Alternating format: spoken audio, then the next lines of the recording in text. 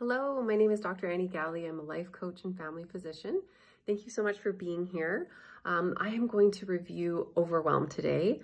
I am a life coach that loves working with overachievers, get out of overwhelm and understand how truly amazing they are. It is the most fun work.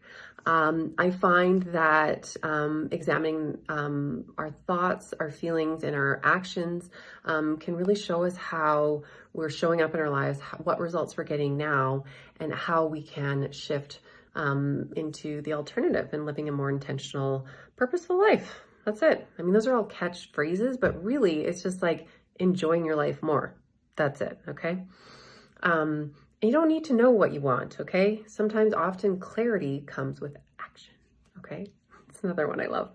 So today what we're going to do is we're going to review the topic of overwhelm, and I'm going to give you 4 tools to get yourself out of overwhelm and kind of review some of the things that might be kind of fueling or making you tend towards overwhelm. Okay. I think overwhelm is a super important topic because I was in overwhelm so often, and I didn't really know I was, right? It's just kind of one of those things. It's like you come up for air and then there's another wave or something, you know, that you're surfing and there's just like another wave that keeps kind of bringing you down, right? And I was really happy. I was happy. Things were good. You know, nothing was broken or anything like that. But the way that I was thinking about my circumstances didn't allow me to show up the way I wanted to. Okay. And enjoy. Okay. So that's what we're going to talk about today. All right.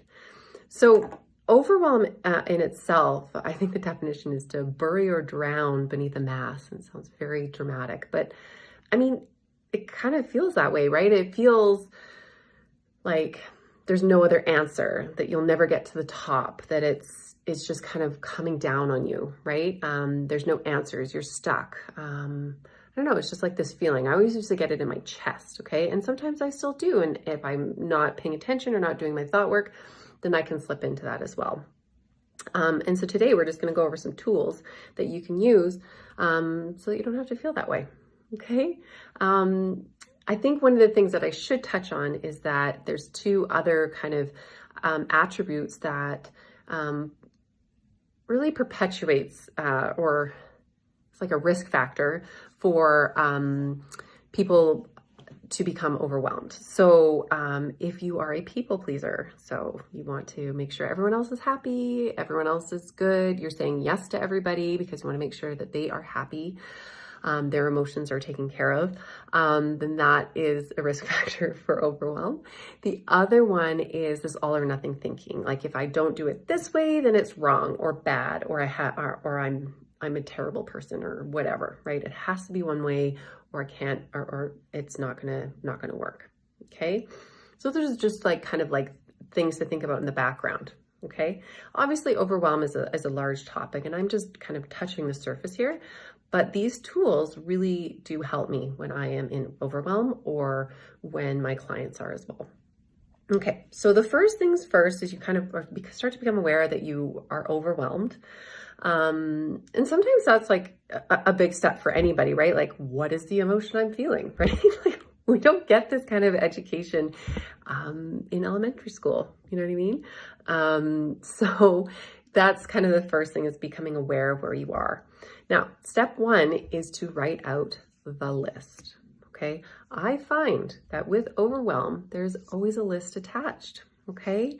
So whether that list is, you know, I have to study for my class, I have a presentation at work, I'm on call, I have to take the kids to preschool and then pick up the cake for the birthday party. I have a dog that needs to go to the veterinarians, and then the house is a mess. Did I say that? I'm not sure. Anyway, these are just things that come to my mind of like the list, right? What I want you to do is when you're making that list is keep it very factual. Okay. Like no descriptors with it, very neutral, doesn't have any sort of, you know, energy with it, just neutral list. Okay. And even putting that down kind of just shows you that it's just a list. It's neutral. It doesn't have any sort of energy to it. Okay. Okay. But we think it does. No, that's where step 2 comes in. Step 2 is I want you to find the thought creating the overwhelm. When you look at your list and you feel overwhelmed, what's the thought that's creating that overwhelm? So you see the list, you get a thought, the thought creates overwhelm, okay? Usually that thought is something like, I have to do all of this. I'm never going to get through all of this. I should be able to get through all of this in a better way or something. Other people are more efficient at this or something around that, okay? Usually I should or I have to are really big ones in the thought line that create overwhelm for ourselves when we look at the list of things we have to do, okay? So take time to just kind of really understand, be like, what am I thinking? What am I actually saying to myself? What's the story that I put and attached to this list? And then step 3 is I want you to sit with the fact that you do not have to do anything. Truly.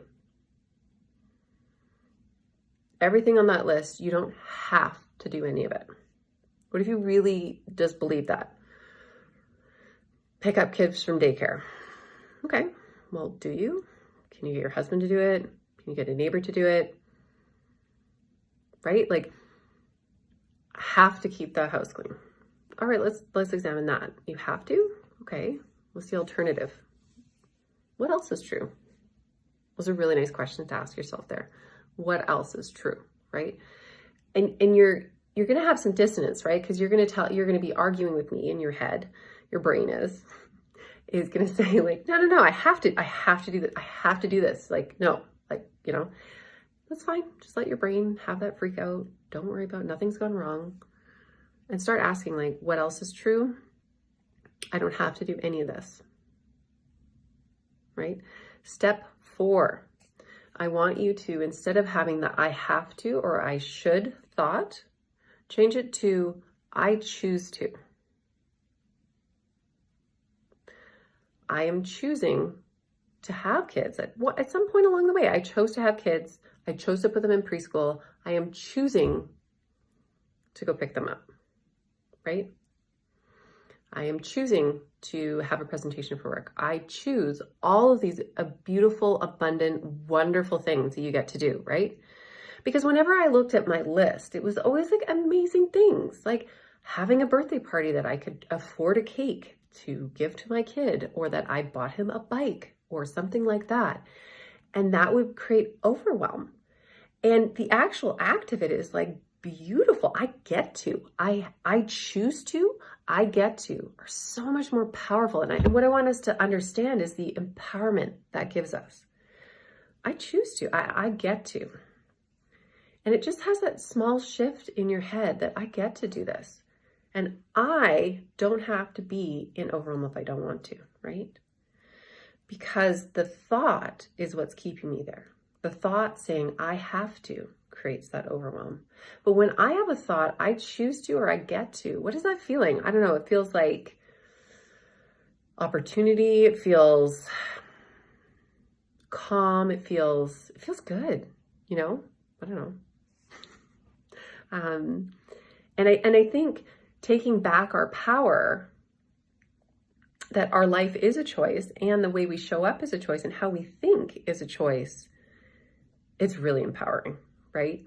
And what I will say about this work, so those are the top 4. So you do the list, right? List out the thing on it, that all the tasks that are making you feel overwhelmed. Find the thought underlying it. It's usually I should or I have to. Number 3, really sit with the fact that you don't have to do any of it. Okay? And number 4 is switch that thought around to I choose to, and notice what that feeling does in your body. Okay? And from that, it really shifts how you show up, right? You know what I mean? Like, even if you're feeling because you can feel overwhelmed when there's good things, right? Like, oh my God, I'm moving. I'm not moving right now, but I get to move. I'm so excited for my beautiful home. But my kid has a birthday party and I'm still working and the furnace broke or the guy has to come or like whatever. you still get to do all those things. And that puts you in a better energy to be able to do, to enjoy, to be present. Because when we're sitting there telling ourselves we choose, like we have to or we should, it creates this feeling of overwhelm. And from overwhelm, we're not present with our kids. We miss stuff. We're like fast. We, skip over things. We avoid it. We just don't enjoy ourselves, do we? Yeah. So just something to think about. I will make sure that the attachment is there for a handout. If you have any follow-up questions, I'd be happy to answer them. Reach out to me at anniegalley@gmail.com. Thank you so much for your time.